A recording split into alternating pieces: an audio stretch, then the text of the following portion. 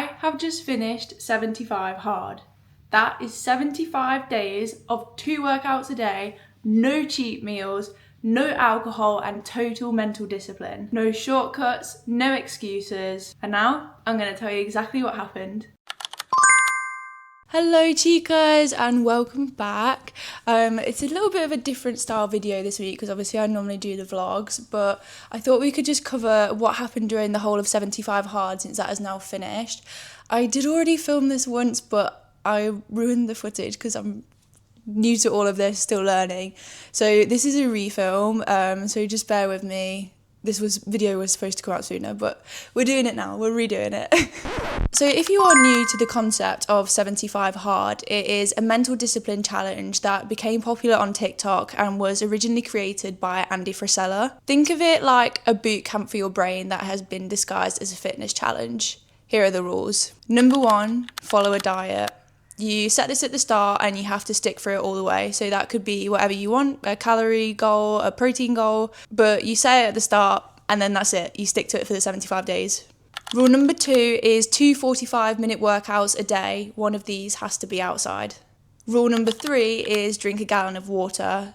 In the UK, we don't do gallons, so I did 3 litres, which I think is a little bit less than a gallon, but I still counted it.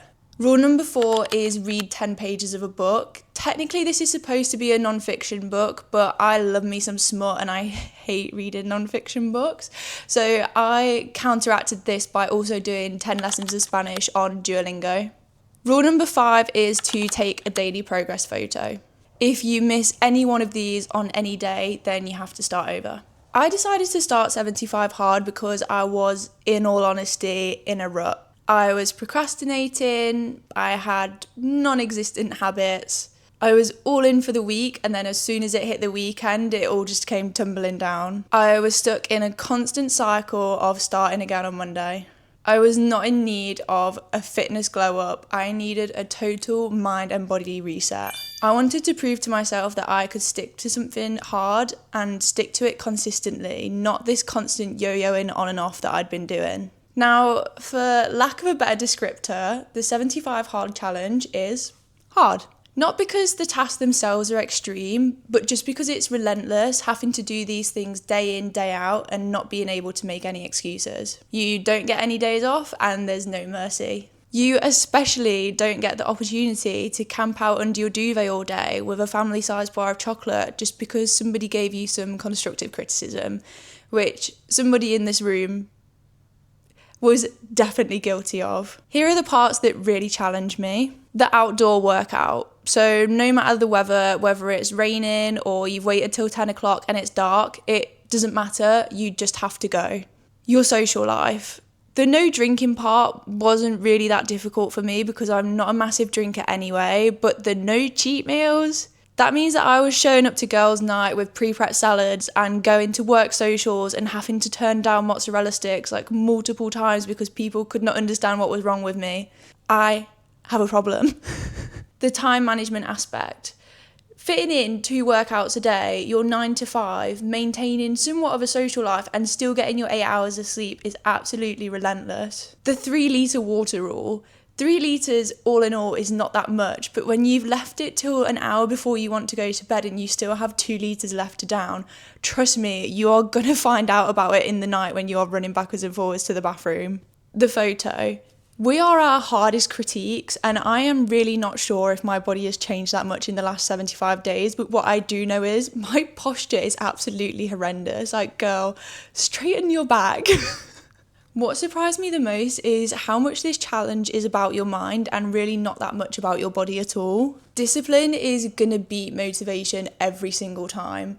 Discipline is like your best friend that you book onto a 6 a.m. class with and you know that she is gonna drag your ass there. But motivation, he's the guy that you've been texting that you are completely obsessed with, but he's left you on red for 3 days because he's not on his phone that much. Like, you cannot rely on motivation. He's not going to be there when it means it the most. You need to rely on your best friend discipline.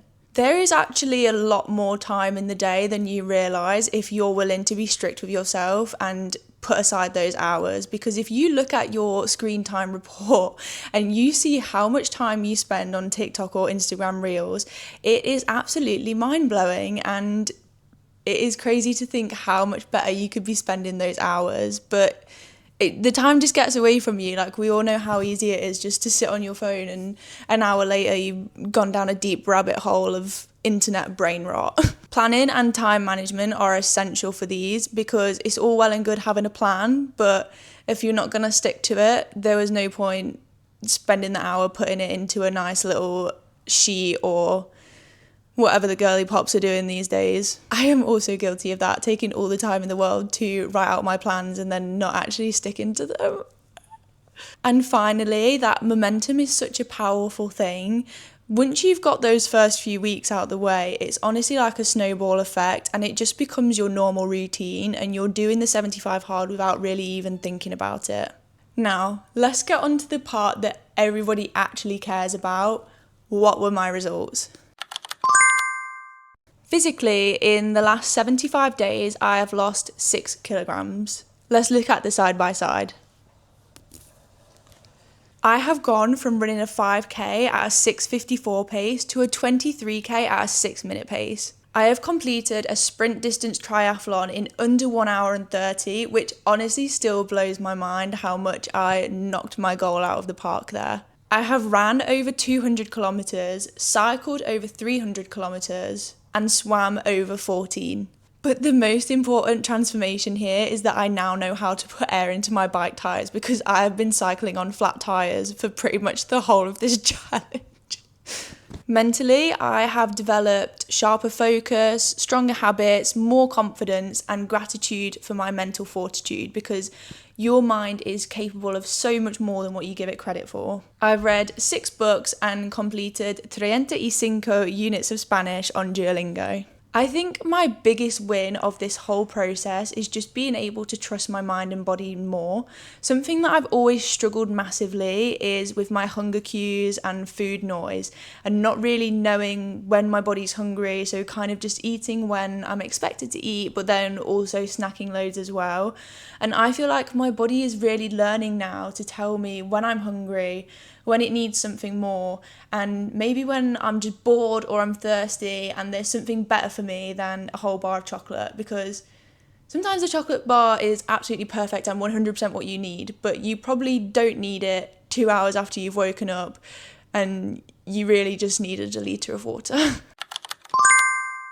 Is 75 hard for everyone? Honestly, maybe not. Making time to do 2 workouts a day consistently for 75 days and sticking to such an intense schedule might not fit into everybody's life.